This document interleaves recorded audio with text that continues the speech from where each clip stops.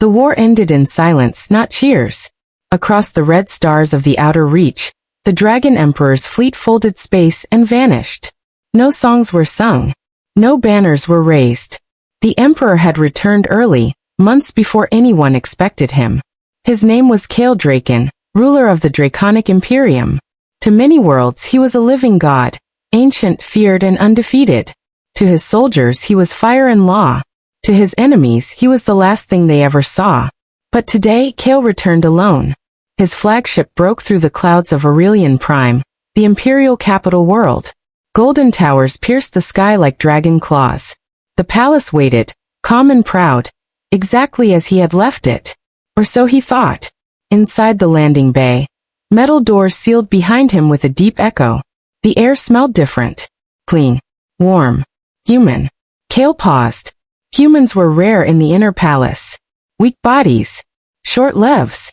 Useful minds, but never close to the throne. He had allowed only one. A maid.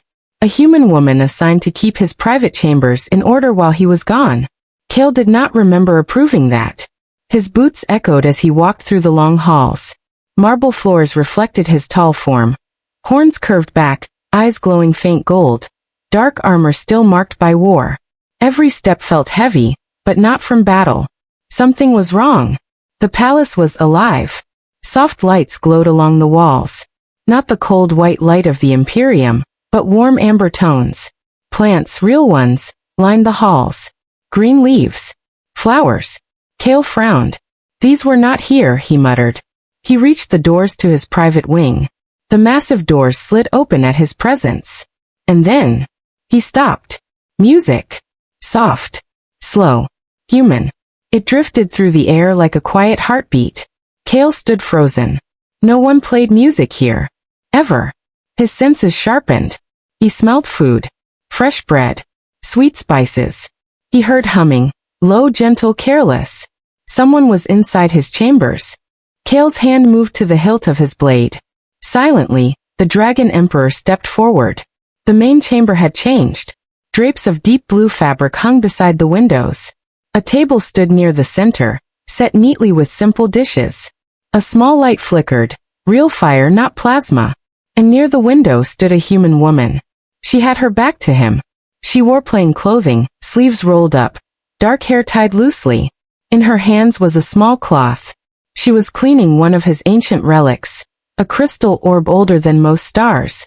Carefully, respectfully, Kale felt something he had not felt in centuries. Confusion. The woman hummed as she worked, unaware that death itself stood behind her. Then she spoke.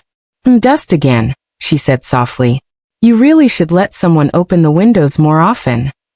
Kale's eyes narrowed. No one spoke to him like that. He took one step forward. The floor made a sound. The woman turned. Her eyes widened. The cloth fell from her hands. Oh. She stared at him. Horns, armor, glowing eyes and all. You're early, she said. Kale waited for fear. For screams. For her to fall to her knees. None came. She swallowed, then bowed quickly. My emperor. I didn't know you had returned today. Kale studied her face. She was afraid, yes, but not broken. Her fear was honest, controlled. What is your name? He asked. Lena, she replied. Lena Ward. Human name. Simple. Why are you in my chambers? Kale asked. She blinked. Because this is my duty, my emperor. He looked around again. The plants. The fire. The music. This was not ordered. Lena hesitated. No, she admitted. It wasn't. The room went very still. Kale's power stirred. The air warmed. One wrong word, and she would burn. Lena took a breath. But it was needed, she said. Kale stared at her. Explain. She nodded quickly. When you left for war, the chambers felt empty, cold, like a tomb waiting for its owner to never return. Her voice softened. I thought if you came back and everything felt dead, it might feel like the war followed you home. Kale said nothing. I didn't change anything important, she continued. No weapons. No symbols. Just warmth. Life. She gestured to the plants. Humans survive by making places feel alive, she said. We don't live long, So we try to make our time gentle. Kale felt a strange pressure in his chest. He turned away, walking slowly through the room. His fingers brushed a leaf. It was real. Alive. You altered my domain without permission, he said. Yes, Lena replied. If you wish, I will remove everything. She lowered her head. I will accept any punishment. Kale stopped. He remembered battlefields, burning cities, screaming worlds. He remembered silence. You touched the relic, he said, pointing to the crystal orb. Yes, she said quickly. I was careful. I read the archive logs. It's a memory core, right? Kale turned sharply. How do you know that? She hesitated, then smiled weakly. I get curious. Humans do that. The Dragon Emperor laughed. It was quiet, rough, amused. Lena froze. Kale had not laughed in over 300 years. Curiosity is dangerous, he said. I know, she replied. But it's also how we survive among giants. Kale looked at her fully now, not as a servant, not as prey, but as something new. A human who was not afraid to care. You may stay, he said. Lena looked up, surprised. I may, for now, Kale added. But you will answer many questions. She nodded. I expected that. Kale walked toward the balcony. Beyond it, the capital world glowed. I returned early because the war ended before it should have, he said. Lena listened quietly. The enemy surrendered when they saw our fleet, he continued. They said the Dragon Emperor had changed. He turned back to her. They said I fought like someone who wished to go home. Lena met his eyes. Maybe you did, she said. Silence fell again. But this time, it was not empty. It was waiting. The palace did not sleep that night. Lights dimmed, guards changed shifts, and machines hummed softly, but something deeper had awakened. The Dragon Emperor stood alone on the balcony of his chambers, looking down at the endless city of Aurelian Prime. Towers of gold and steel stretched to the horizon. Millions lived below him. Millions feared him. Yet behind him, inside his private chambers, a single human woman moved quietly, careful not to make noise. Lena Ward cleaned. She always cleaned when she was nervous. Her hands wiped the table slowly. Her mind raced faster. The Dragon Emperor had returned early from war. Alive. Watching. Questioning. And worst of all, he had not ordered her to stop. Kale Draken felt it again. That strange pull. It came from inside the room. From the center of his domain. From the place where the dragon throne rested behind sealed doors. The throne had not responded to anyone but him in 10,000 years. Yet now it stirred. Human, Kale said without turning. Yes, my emperor. Lena replied. Why does the throne react to your presence? Lena's hand froze. She swallowed. I was hoping you wouldn't notice yet. Kale turned slowly. His golden eyes locked onto her. Speak. Lena took a breath. When you left for war, she began, the throne started to change. Kale's expression darkened. That is impossible. I thought so too, she said quickly. At first it was nothing. Just small things. The lights near it stayed on longer. The floor felt warmer. She stepped closer, careful, respectful. Then I started hearing things. Kale's claws flexed. Hearing what? Echoes, Lena said. Not voices. Feelings. Like memories stuck in the walls. Kale said nothing. The throne isn't just a seat, she continued. It's a living system. It holds your bloodline, your thoughts, your pain. She looked at him. And your loneliness. The word struck harder than any weapon. Kale turned away. You know nothing of dragons, he said coldly. I know you came back early, Lena replied softly. And I know war didn't follow you home. Silence filled the chamber again. Then Kale moved. With a wave of his hand, the sealed doors behind him opened. The dragon throne chamber revealed itself.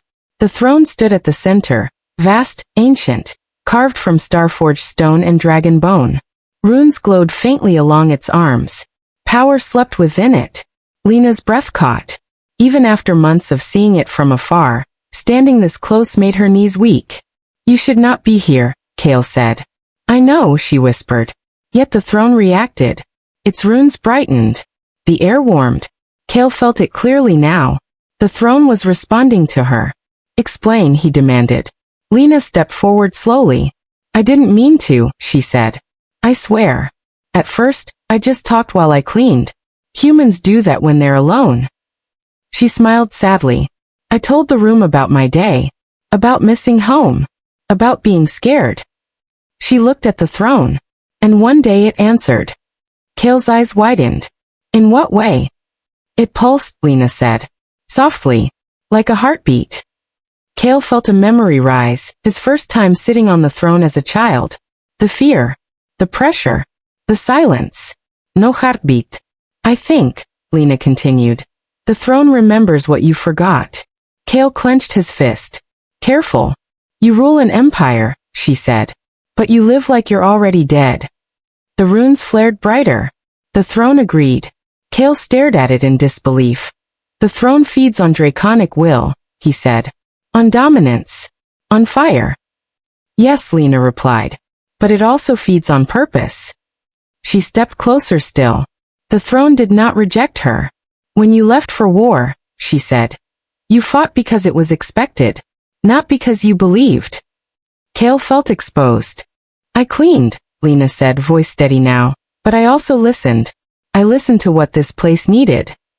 She placed a hand gently on the throne's arm. Nothing exploded. Nothing burned. Instead, the throne glowed. Warm. Steady. Alive. Kale felt it rush through him. Not rage. Not hunger. But clarity. The throne showed him flashes. His soldiers laughing after battle.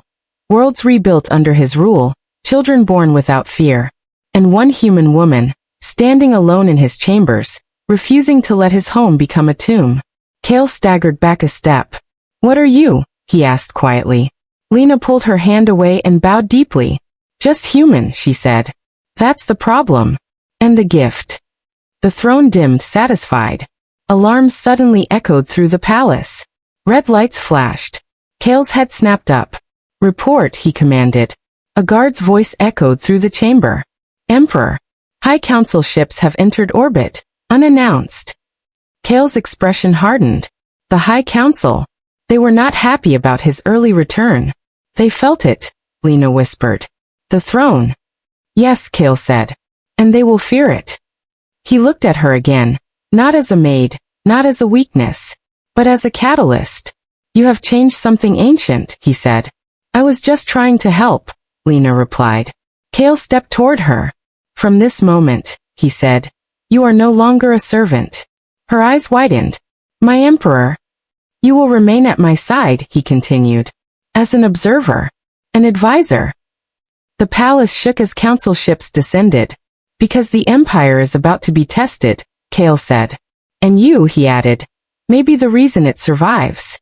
Lena nodded, fear and determination mixing in her eyes. Outside, thunder rolled across the capital. The Dragon Emperor turned toward the coming storm. For the first time in centuries, he did not face it alone. The High Council ships filled the sky like dark wounds. From the balcony of the palace, Kale Draken watched them descend. Massive, sharp-edged vessels hovered above Aurelian Prime, blocking stars that had shone freely for centuries. They had come in fear, and fear made the council dangerous. Behind Kale, Lena stood still. She could feel it, the pressure in the air, the ancient power waking again. The dragon throne pulsed softly, like a giant heart preparing to beat louder. They won't listen, will they? Lena asked quietly. Kale did not turn. No, he replied. They never have.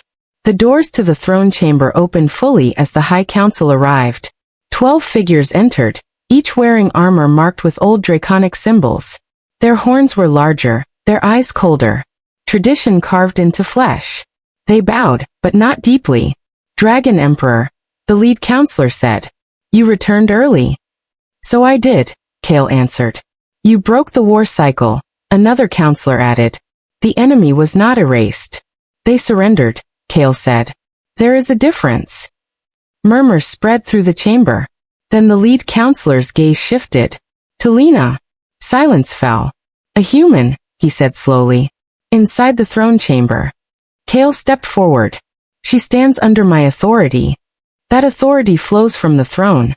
the counselor replied sharply. And the throne has changed. The runes flickered. Lena felt every eye on her. You brought weakness into sacred space, a counselor hissed. Uman shuften. Uman zdakai. Lena's hands trembled, but she did not move. Kale felt it. Her fear. And her resolve. She brought life, Kale said. The council recoiled slightly. Life is irrelevant, one said. Power is what matters. Kale turned toward the throne. Then answer me this, he said. Why does the throne respond to her? The council fell silent. They knew the truth. The throne glowed brighter. It showed them visions, dragons ruling empty worlds, endless war without end, victory without meaning. Then it showed something new. Dragons standing beside other species. Worlds growing, not burning. An empire feared, but also chosen. The council shouted. This is corruption. This is evolution, Kale said. The lead counselor raised his hand. By ancient law, the human must be removed. Lena's breath caught. Kale did not hesitate. No. The word hit the chamber like thunder. The council froze. You would defy the law, the counselor demanded. I am the law, Kale replied calmly. Energy surged through the throne. The chamber shook. Cracks spread along the floor, not breaking but reshaping. The throne was changing. One counselor stepped back. If humans influence the throne, then dragons lose control. Kale finally turned fully to them. No, he said. We gain purpose. He looked at Lena. Humans remember why power exists. Lena felt tears burn her eyes. She had only cleaned, only cared. Yet the fate of an empire rested on her presence. The lead counselor's eyes hardened. Then we declare you compromised, Emperor. Weapons ignited. Guards rushed in, but Kale raised his hand. No blood, he said. The throne flared. A wave of pressure swept the room, forcing the council to their knees. Not pain, clarity. They saw it then. Kale as he truly was, not weaker, but whole. A ruler who no longer ruled from emptiness. This is the future, Kale said. With or without you. The counselors bowed deeply now. Not in fear, but understanding. We will observe, the lead counselor said. Kale nodded. That is enough. The ships withdrew. The sky cleared. The palace grew quiet again. Lena sank to one knee, overwhelmed. Kale stepped toward her, and gently lifted her up. You stood when dragons trembled, he said. You belong here. I never wanted power, Lena whispered. That is why you can hold it, Kale replied. Days passed. The empire felt the change. Order shifted. Wars paused. Rebuilding began. Other species were invited, not conquered. And always, Lena stood near the throne. Not ruling, not commanding, but reminding. One evening, Kale stood beside her as the throne glowed softly. You changed destiny, he said. I just didn't want your home to feel empty, she answered. Kale looked out at the stars. For the first time, he said, neither do I. The Dragon Emperor had returned early from war, and found something far greater than victory. He found a future.